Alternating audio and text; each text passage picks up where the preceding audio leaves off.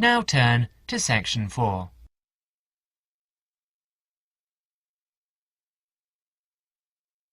Section 4. In this section, you will hear a lecture given by Dr. Jespersen about children's language acquisition. As you listen to the talk, answer questions 31 to 40.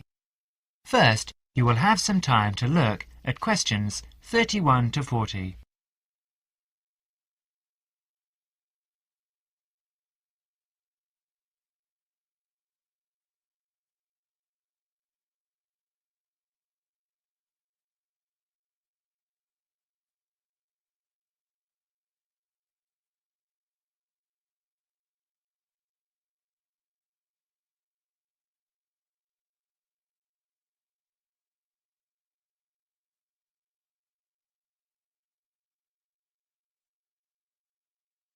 Now listen carefully and answer questions 31 to 40.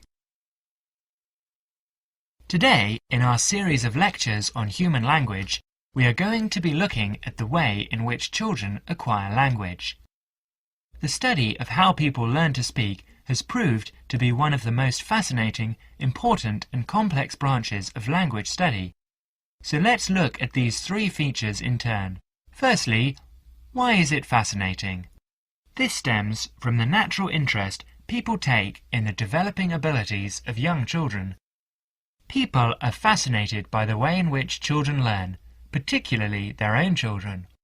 Secondly, it is important to study how we acquire our first language, because the study of child language can lead us to a greater understanding of language as a whole.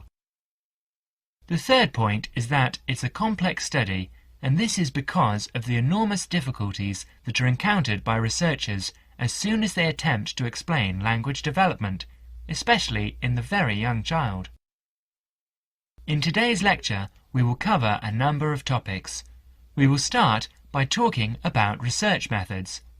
There are a number of ways that researchers have investigated children's language, and these include the use of diaries, recordings, and tests, and we'll be looking at how researchers make use of these various methods.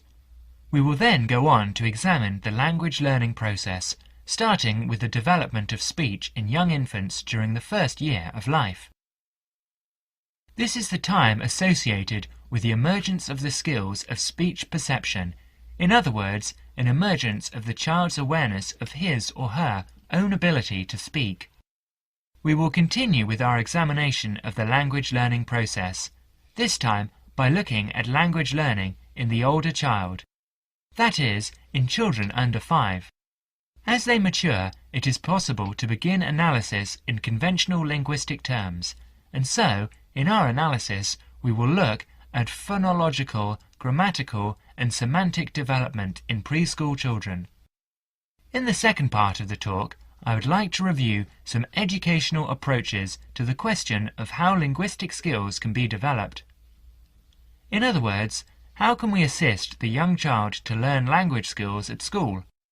Initially, we will look at issues that arise in relation to spoken language.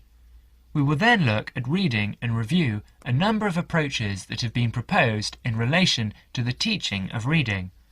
Finally, we will conclude today's talk with an account of current thinking about the most neglected area of all, the child's developing awareness of written language.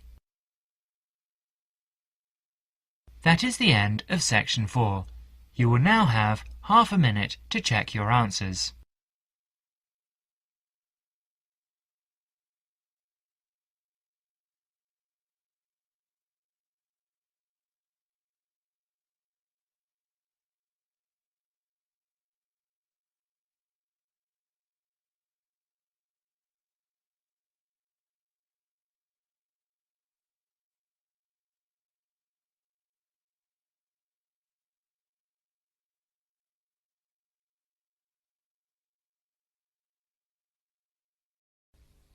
That is the end of Listening Practice Test 5.